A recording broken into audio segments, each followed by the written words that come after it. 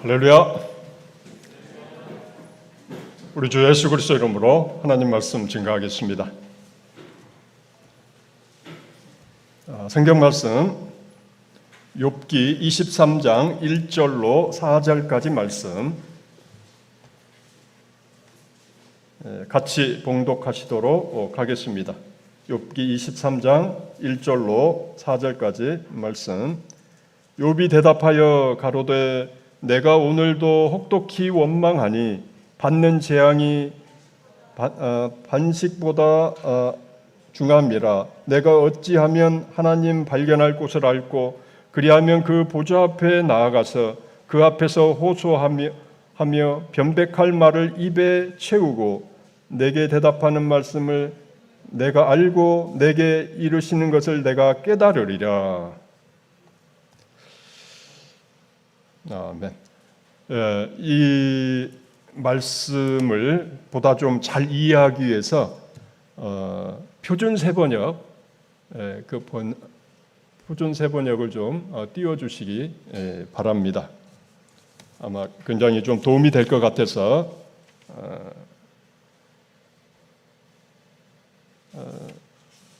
23장 1절이죠. 제가 좀 읽어보겠습니다. 욥이 대답하였다. 오늘도 이렇게 처절하게 탄식할 수밖에 없다니 내가 받는 이 고통에는 아랑곳 없이 그분이 무거운 손으로 여전히 나를 억누르시는구나. 그분이 계신 곳을 알 수만 있다면, 그분의 보좌까지 내가 이를 수만 있다면, 그분 앞에 내 사정을 아뢰련만, 내가 정당함을 입이 닳도록 변론하련만. 이게 쉽게 번역이 된 그런 그 내용이 되겠습니다. 욥은 지금 굉장히 억울한 것 같습니다. 그래서 하나님께 가서 얘기하고 싶다. 내 억울한 것을 왜 나를 이렇게 대하십니까? 내가 지은 죄도 없는데 너무 혹독하게 이 벌을 주시는 거 아닙니까? 정말 어디 계십니까? 찾아가서 지금 뵙고 제가 좀 따져야 되겠습니다. 이런 식의 자세를 지금 여기서 보이고 있는 것을 우리가 보게 됩니다. 자, 이것은 원망이죠. 원망하는 그런 자세가 됩니다. 자, 이때 등장하는 것이 바로 엘리후라고 하는 사람입니다. 원래 욥의 세 친구가 왔을 때 같이 온 사람이었는데 그 욥의 친구들과는 나이가 좀 밑에 있는 그런 그 사람이었기 때문에 그동안 욥과 세 친구가 서로 변론을 할 때 끼지를 못했습니다. 그런데 이제 실컷 이 욥과 이 세 친구가 서로 주거니 받거니 변론에도 끝이 안 나고 서로 자기가 옳다고 하고 그러면서 이제는 좀 잠잠해진 거죠.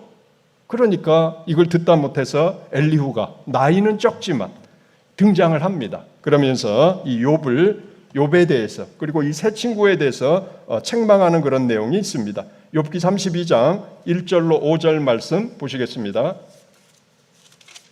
욥기 32장 1절로 5절까지 말씀 같이 읽겠습니다.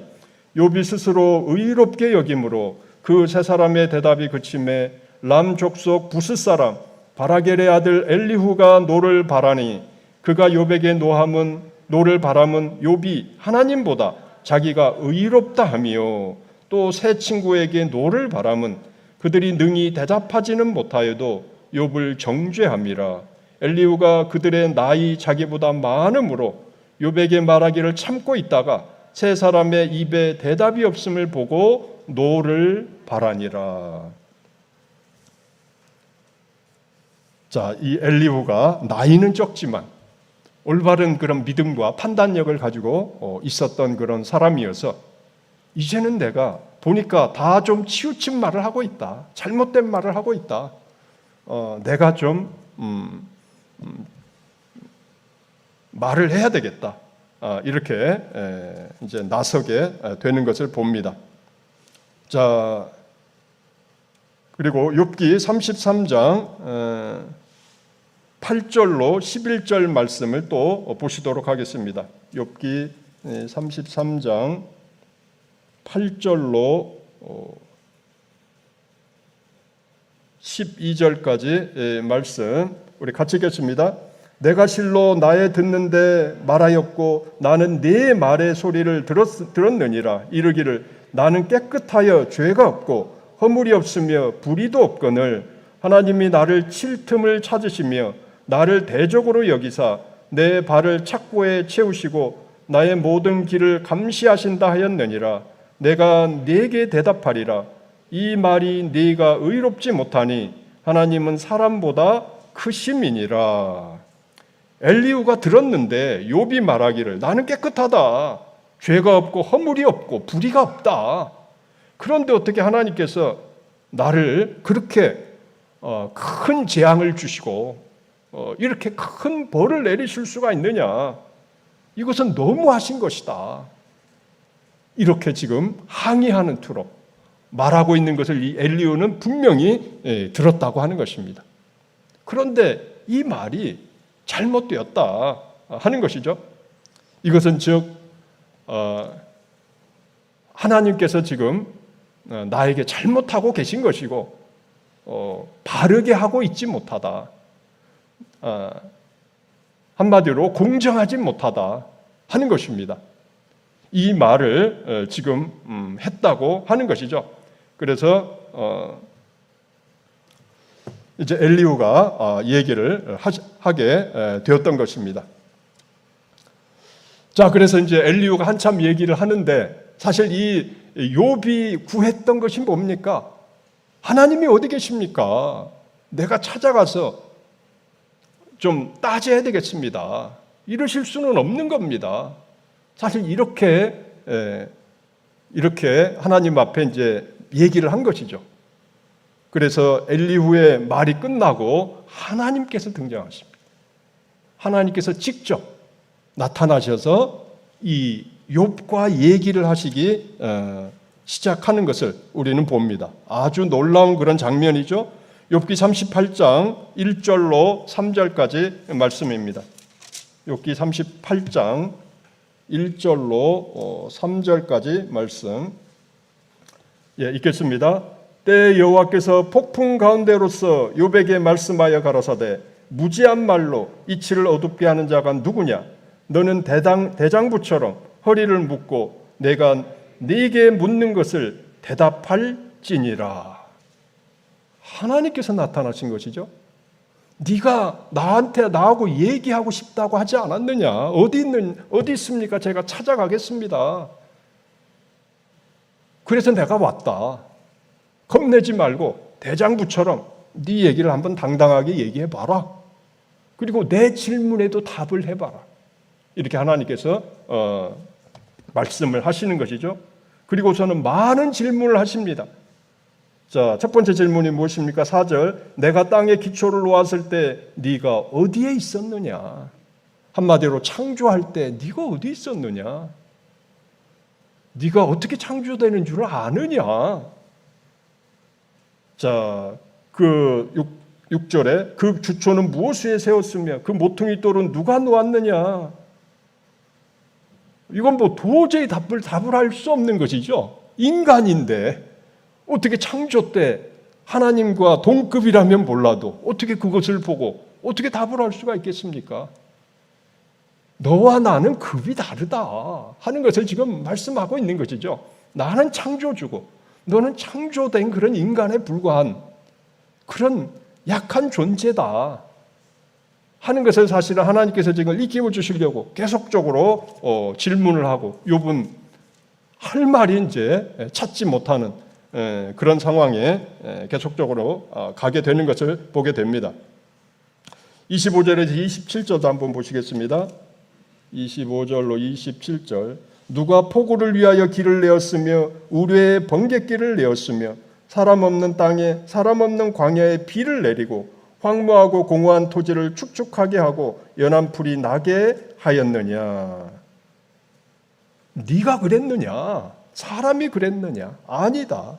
내가 그렇게 이 모든 것을 한 것이다. 너희들은 못하는 그런 능력이 나에게는 있다 하는 것을 말씀하고 있는 것입니다.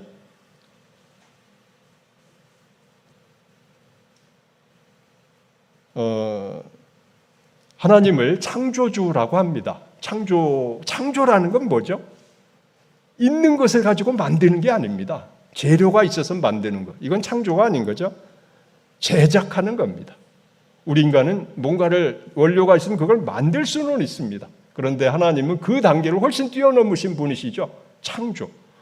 없는 데서 있게 만드는 것이죠. 그것도 정말 온전하게.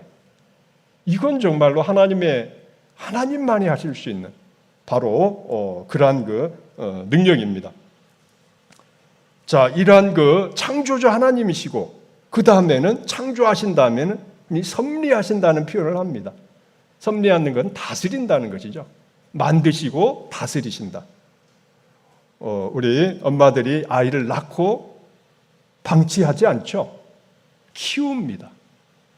이 만드는 것도 힘들지만 낳는 것도 힘들지만 키우는 것도 얼마나 더 힘듭니까? 많은 지혜와 사랑이 있어야 되는 거죠. 하나님께서는 천지 만물을 만드십니다. 창조하십니다. 그리고 또 그것을 섭리하십니다. 다스리신다는 거죠. 질서 있게 모든 것이 다 제 역할을 할 수 있도록 이렇게 하시는 그런 하나님이시라고 하는 것입니다. 그리고 인간 사회의 악인과 선인을 또 심판하시고 많은 그런 일들을 이렇게 하시는 것이죠. 그런데 너는 그런 것을 할 그런 능력이 있느냐 하는 것을 이제 하나님께서는 또 말씀을 하십니다. 욥기 40장 6절에서 14절 우리 읽어보시겠습니다. 욥기 40장 6절에서 14절 말씀입니다. 같이 읽습니다. 여호와께서 폭풍 가운데서 욥에게 말씀하여 가라사대 너는 대장부처럼 허리를 묶고 내가 네게 묻는 것을 대답할지니라. 네가 내 심판을 패하려느냐 스스로 의롭다 하여 나를 불의하다 하느냐 네가 하나님처럼 팔이 있느냐 하나님처럼 우렁차게 울리는 소리를 내겠느냐 너는 위엄과 존귀로 스스로 꾸미며 영광과 화미를 스스로 입을지니라. 너의 넘치는 노를 쏟아서 교만한 자를 발견하여 낱낱이 낮추되 곧 그 모든 교만한 자를 발견하여 낮추며 악인을 그 처소에서 밟아서 그들을 함께 진토에 묻고 그 얼굴을 싸서 어둑한 곳에 둘지니라. 그리하면 네 오른손이 너를 구원할 수 있다고 내가 인정하리라. 자, 이제는 무슨 자연계를 다스리는 이 정도가 아니라 사람을 다스리는 거죠. 악인과 선인에 대해서 얼마나 공정하게 판단하고 그들을 처리하시는가 하는 것을 지금 말씀하고 있는 것입니다. 자, 그래서 교만한 자를 발견하여 낱낱이 낮추되 누가 교만한지 알 수 있습니까? 저 사람이 교만하구나 알아도 그 사람을 낮출 수 있는 그런 힘이 있을까요? 그런데 네가 정말로 대단한 존재라면 그렇게 하라는 것이죠. 나는 그렇게 하고 있다. 너는 그럴 능력이나 있느냐 하는 것을 지금 말씀하고 있습니다. 그 모든 교만한 자를 발견하여 낮추며 악인을 그 처소에서 밟아서 그들을 함께 진토에 묻고 그 얼굴을 싸서 어둑한 곳에 둘지니라. 심판을 할 수 있느냐는 것이죠. 만약에 그럴 수 있다면 네 오른손이 너를 구원할 수 있다고 내가 인정할 것이다. 나와 같은 능력이 네가 있구나. 이걸 인정할 수 있다는 것이죠. 그런데 욥이 나 그럴 수 있습니다. 이렇게 말할 수 있었을까요? 턱도 없는 것이죠. 그건 감히 상상도 못할 그런 것입니다. 그런데 하나님께서는 그 일을 하고 계신다는 겁니다. 우리 인간을 만드시고 우리 인간을 또 섭리하시고 그리고 이제 심판도 하시는 그런 그 하나님이신데 바로 이제 그 하나님의 지혜와 능력이 있기 때문에 이 모든 것이 가능한 것이죠. 그런데 너는 그런 능력과 지혜가 있느냐 하는 것을 지금 말씀하고 있는 것입니다. 뜬금없지만 무슨 재밌는 영화 얘기를 하나 말씀을 드리겠습니다. 어떤 그 형제가 참 그 하나님이 하시는 일을 좀 이해하는데 좋은 영화가 있다고 해서 제가 한번 찾아서 본 적이 있습니다. 그 제목이 브루스 올마이티라는 겁니다. 올마이티는 전능한이죠. 전능한 브루스. 브루스는 사람 이름입니다. 전능한 사람이라는 뜻이죠. 내용은 어떤 성실한 방송국 리포터가 있었습니다. 방송국에서 일을 하는 사람인데 열심히 성실하게 일을 합니다. 그런데 막상 자기가 승진하려면 뭔가 좋은 건을 있는데 그 옆에서 게으르게 일했던 자기 동료가 그걸 그냥 어느 순간에 싹 차지해 버렸어요. 굉장히 막 분했습니다. 그 사람은 일도 제대로 안 하는 그런 사람인데, 그리고 또 그래서 이제 집을 가고 있는데 강도를 만났습니다. 그래가지고 두들겨 맞고 돈도 뺏기고, 또 그렇게 가다가 또 교통사고를 만났습니다. 정말 오늘 하루는 이게 뭐냐, 화가 정말로 머리끝까지 나가지고 하나님이 원망스러운 겁니다. 하나님이 이러실 수가 있습니까? 내가 이렇게 성실하게 사는데 나는 이게 무슨 꼴입니까? 성실하게 사는 일고 저렇게 그냥 얕게 그리고 악하게 사는 사람은 저렇게 또 잘 나가고, 정말 이건 너무하신 것 같습니까? 막 이렇게 정말로 이제 막 하늘을 향해서 막 항의를 합니다. 그러면서 나라면 이렇게 안 할 겁니다. 뭐 이런 식으로 항의를 해요. 나라면 이렇게 안 합니다. 이거 잘못하시는 겁니다. 그런데 갑자기 전화벨이 울립니다. 요즘 말로 하면 이게 문자가 오는 거예요. 그래가지고 전화번호가 찍혀 있어요. 그래서 그걸 계속 거부하다가 한번 해봤는데 어디로 와라. 그래서 거기 갔는데 하얀 옷을 입은 신사가 나타납니다. 그래서 나는 신이다. 이러는 거예요. 신이다. 너에게 내가 가진 능력을 다 주마. 그래서 네가 말한 대로 한번 해봐라. 그래서 네가 말한 대로 정말로 내가 하는 것보다 훨씬 낫게 한번 해봐라.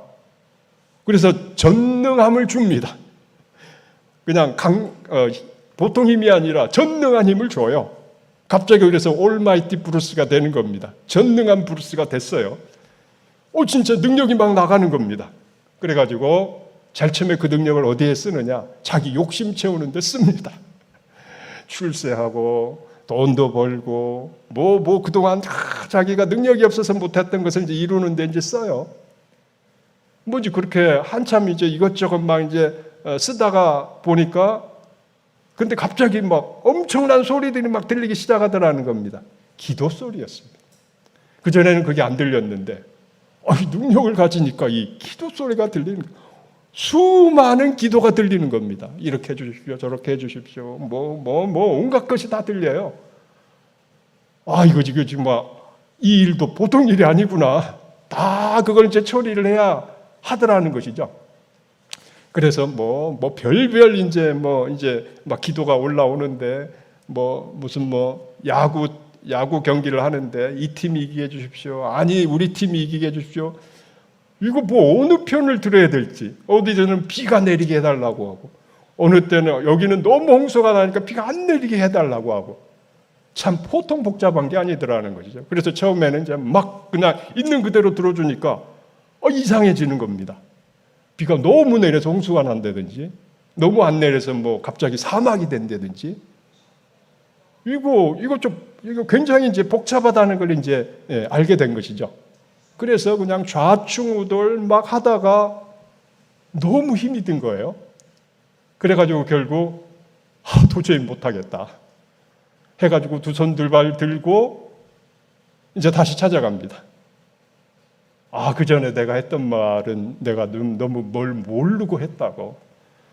보니까 평범하게 사는 게 최고더라 해가지고 다시 그 능력을 이제 반납한 그런 이제 일단 허구의 그 이제 영화인데 상당히 재미가 있더라고요.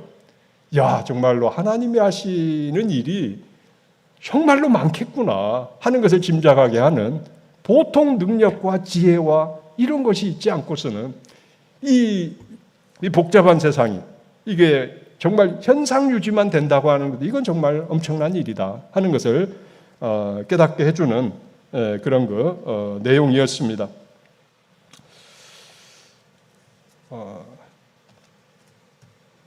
자, 그래서 여기 하나님께서 네가 정말 이 모든 것을 할 수 있다면 네 오른손이 너를 구원할 수 있다고 내가 인정할 것이다.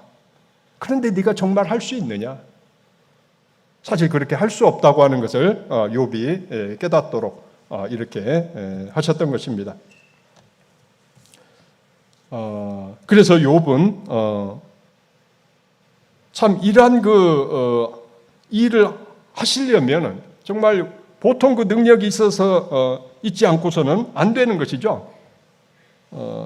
계시록에 보면은 내생물이 나옵니다. 내생물이 특색이 안팎으로 눈이 많더라. 이런 많은 눈이 있더라. 이런 내용이 나옵니다. 계시록 4장 6절로 8절을 우리 보시도록 하겠습니다. 계시록 4장 6절로 8절 말씀입니다.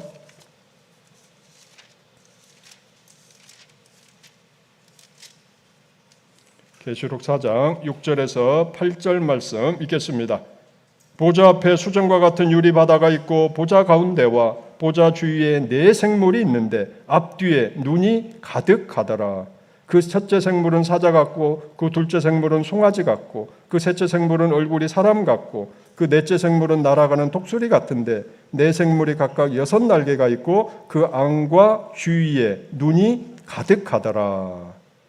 네 생물의 공통된 특색은 눈이 가득한 거였습니다. 모양은 이렇게 다른데 눈이 가득하더라. 안팎으로 눈이 가더라. 이상한 존재인 거죠.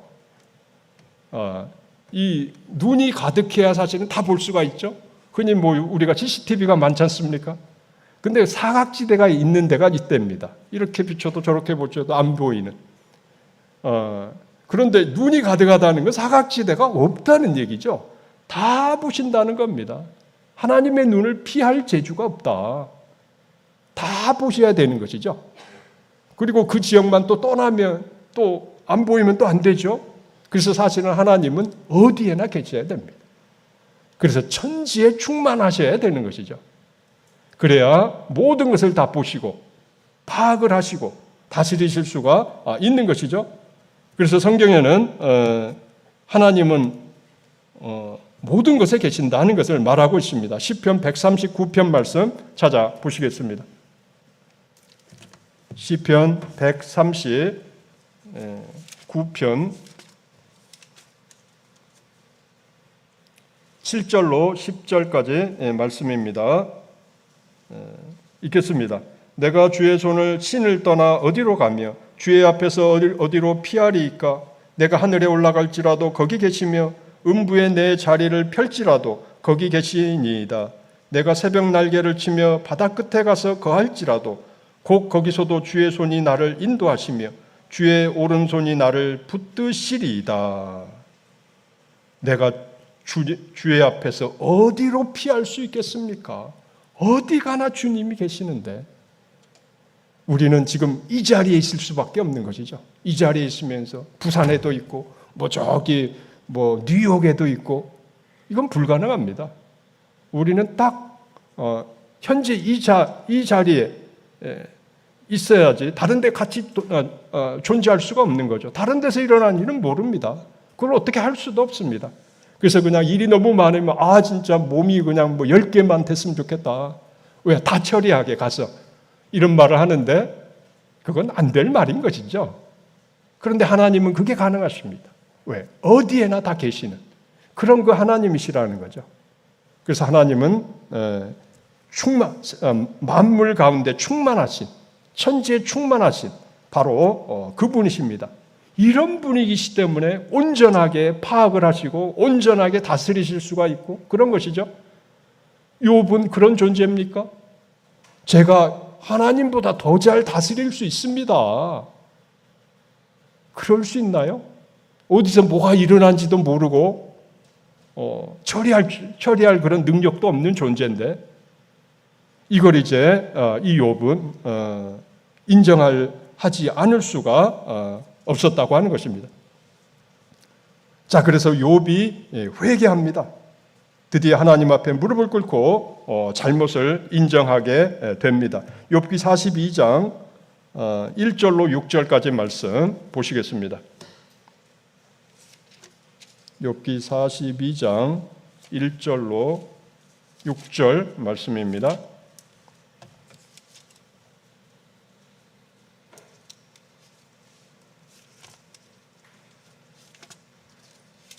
잠깐요. 욥기 42장 1절로 6절까지 말씀 같이 읽겠습니다.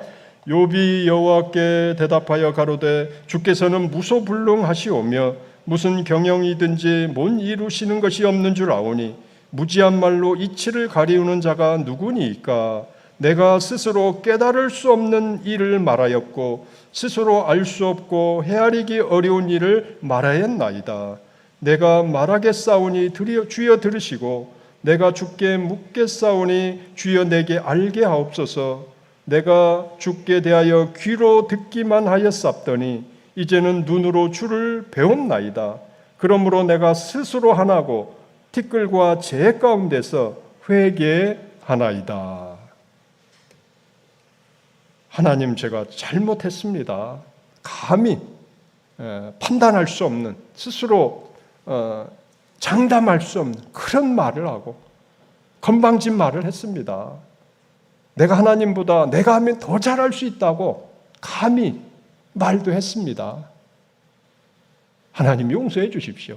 이렇게 자기의 부족함을 깨닫고 이제는 겸손한 자세가 되어서 하나님 앞에 회개하는 그런 모습을 우리는 여기서 보게 됩니다.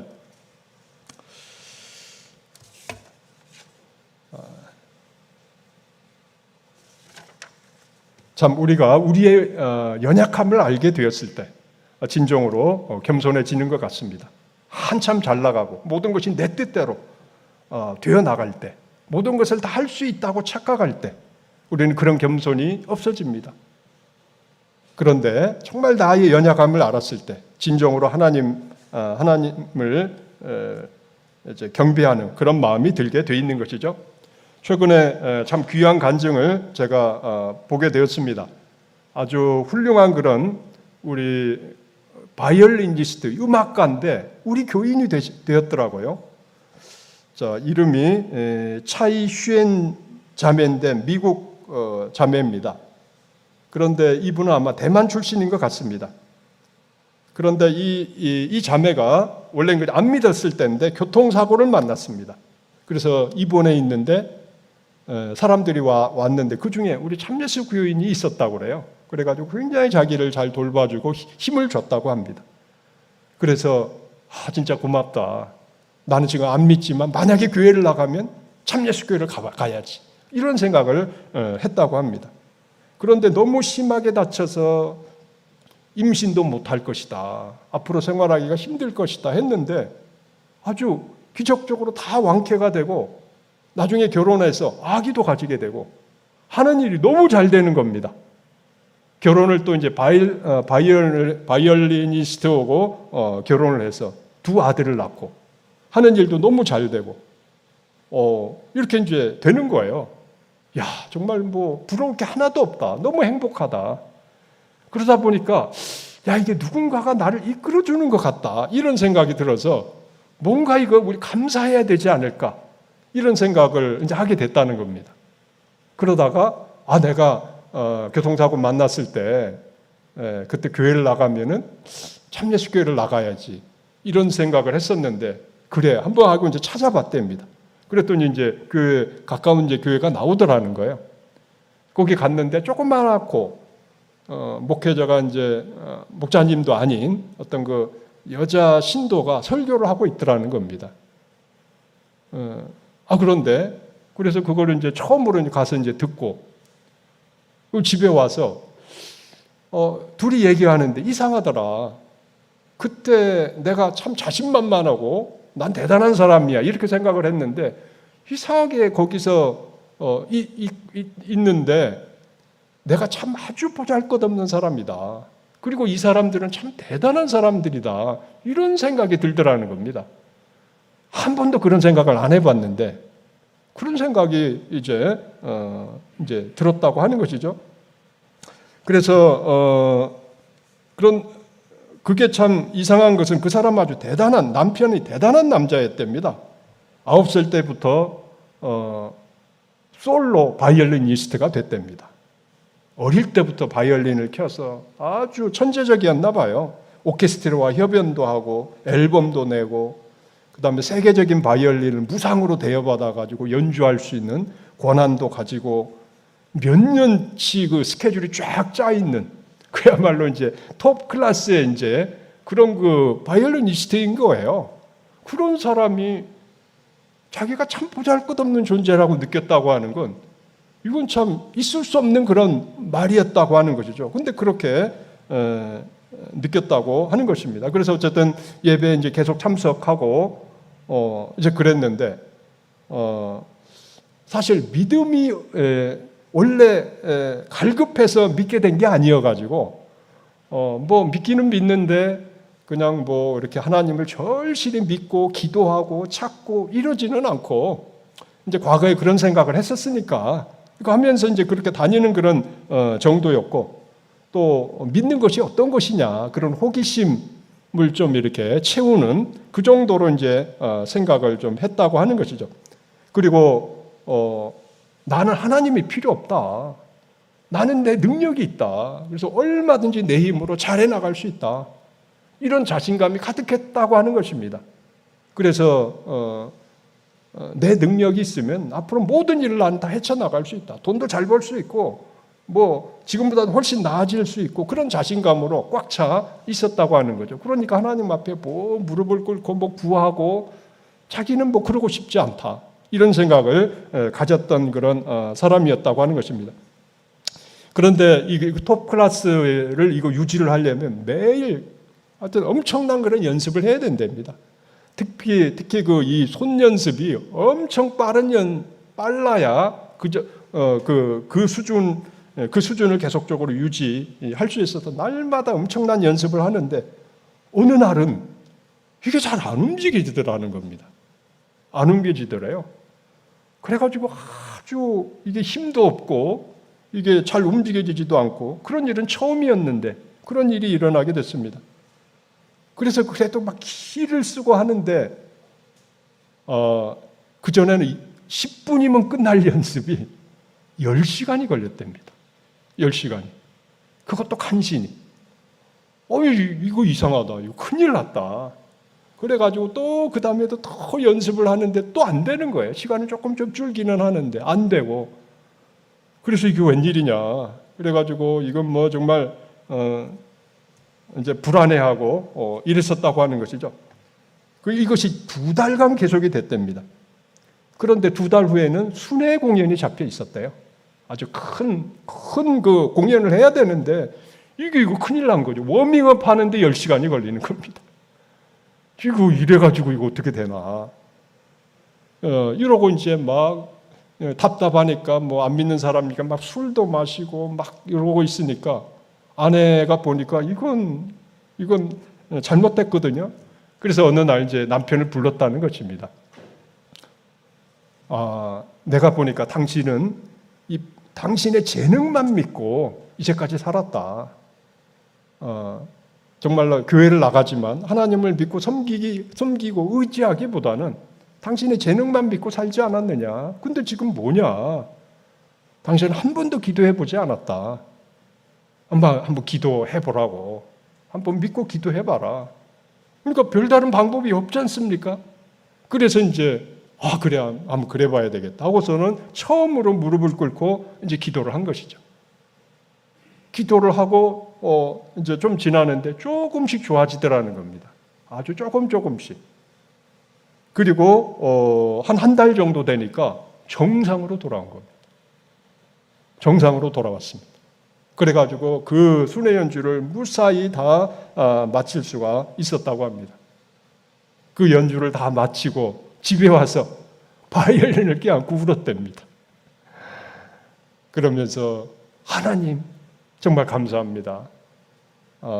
이제까지 내가 하나님을 모르고 이게 다 내 힘으로 하는 줄로 알고 그랬었는데 내가 30년 동안 쌓아놓은 것을 하나님은 한순간에도 가져가실 수 있는 분이라는 것을 알았습니다. 이제 그 하나님 앞에 무릎을 꿇고 정말 이제 겸손한 마음으로 신앙생활하는 그런 부부가 되었다고 하는 것이죠. 참 사람이 자기의 연약함을 알아야 되는 것 같아요. 모든 것이 다 모든 자기네 뜻대로 마치 신이 된 것처럼, 마치 모든 것을 다 처리할 수 있는 것처럼 그럴 때가 있기는 있는 것 같습니다. 그러나 계속 그렇게 놔두면 너무 교만해지겠죠. 하나님께서는 반드시 우리 인간의 연약함을 알도록 또 징계를 주시고 또 고난도 주신다고 하는 것입니다. 그래야 하나님을 찾고 겸손하게 또 세상을 살아감으로 또 영적으로도 타락하지 않고 이렇게 나아갈 수 있다고 하는 것입니다. 저도 사실 좀 비슷한 경험이 있습니다. 제가 목회자다 보니까 이제 설교를 하는데요. 설교하는데 목소리가 안 나온 적이 없었거든요. 그런데 어느 날 아침에 이제 안식일 오전 예배 설교를 해야 되는데 목소리가 안 나오는 겁니다. 그래서 왜 그러지? 물을 마시고 그 다음에 해보고 아무리 해도 안 되는 거예요.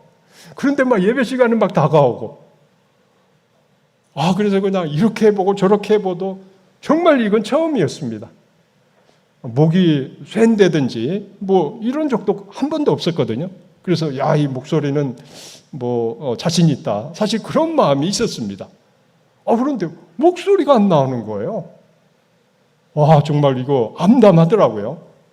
그래가지고 별 수 없이 하다 결국 전화를 했습니다. 우리 집사님한테. 제가 이런 상황이니까 대신 좀 설교해 주셔야 되겠습니다. 제가 그런 적이 없거든요. 근데 그때는 어쩔 수가 없었습니다. 그래서 이제 부탁하고 그리고 그 다음에는 좋아졌습니다. 아마 저한테도 네가 당연하게 여기는 게 당연하게 여길 수 있는 게 아니다. 하나님의 은혜다 하는 것을 깨닫게 하시려고 잠깐 이제 목소리가 안 나오도록 해주신 것이 아닌가 이렇게 생각이 됩니다. 자, 겸손이라고 하는 게 참 중요한 것이죠. 자, 그래서 욥이 회개하고 하나님 앞에 바르게 돌아왔을 때 하나님께서는 결국은 복을 주시더라 하는 것입니다. 욥기 42장 12절로 17절 말씀 우리 찾아보시도록 하겠습니다. 욥기 42장 12절로 17절 말씀 같이 읽겠습니다.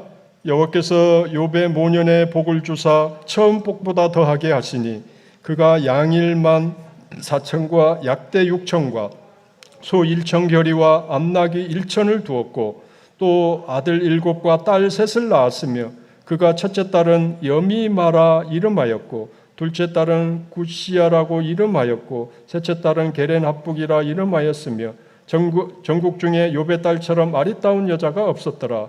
그 아비가 그들에게 그 오라비처럼 산업을 주었더라. 그 후에 욥이 140년을 살며 아들과 손자 시대를 보았고 나이 늙고 기한이 차서 죽었더라.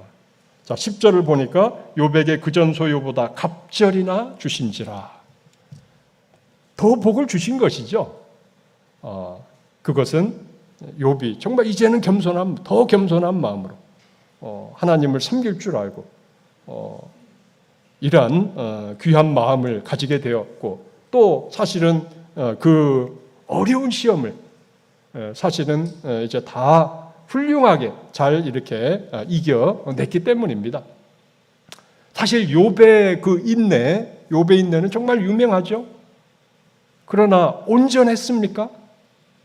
우리가 보다시피 온전한 건 아니었죠. 그래서 첫째 시험은 정말 훌륭하게 이겼고 둘째 시험도 훌륭하게 이겼는데 셋째 시험 전에는 너무 이제 자기 오래되는 그런 병에 이제 지치고 힘들고 그래서 자기의 태어난 것을 저주하는 그런 그 부족한 모습을 보이지 않습니까? 그리고 이제 새 친구와 서로 변론을 하면서 내가 옳다.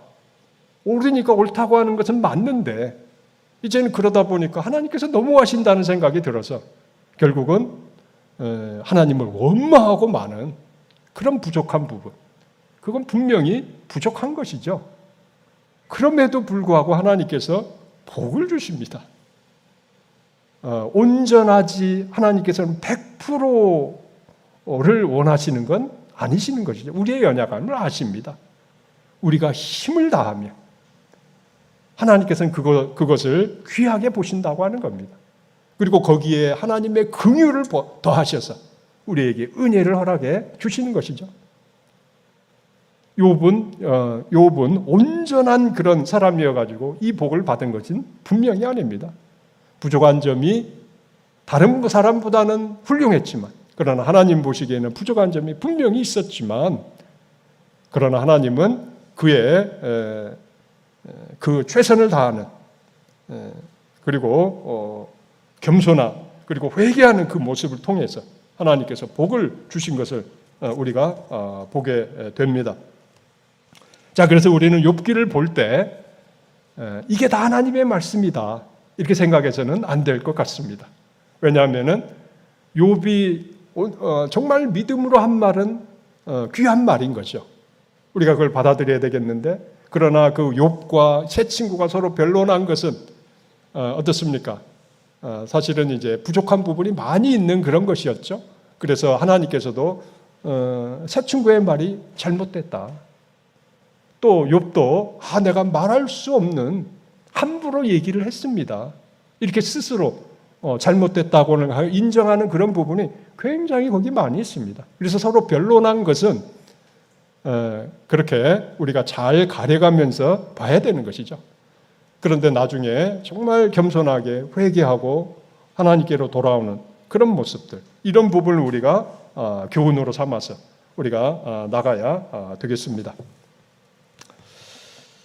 자, 그래서 이 욥기는 우리에게 고난에 대해서 정말 잘 알 수 있는, 이런 고난도 오는구나, 이런 고난이 정말 힘이 들고 욥도 넘어지는 그런 고난이구나, 이런 하는 걸 우리가 알게 되는 거죠. 간접 경험입니다. 그리고 그것이 왔을 때 우리는 그 욥기를 보면서 우리가 또 교훈을 받고 그것을 잘 이겨낼 수 있도록 우리가 우리의 신앙이 성장할 수 있도록, 또 우리의 부족함을 하나님께서 채워주시고 그 시험을 정말 이길 수 있도록 힘을 주시라고 하는 그런 기도도 우리가 해야 되겠습니다. 다 같이 묵도 드리시겠습니다.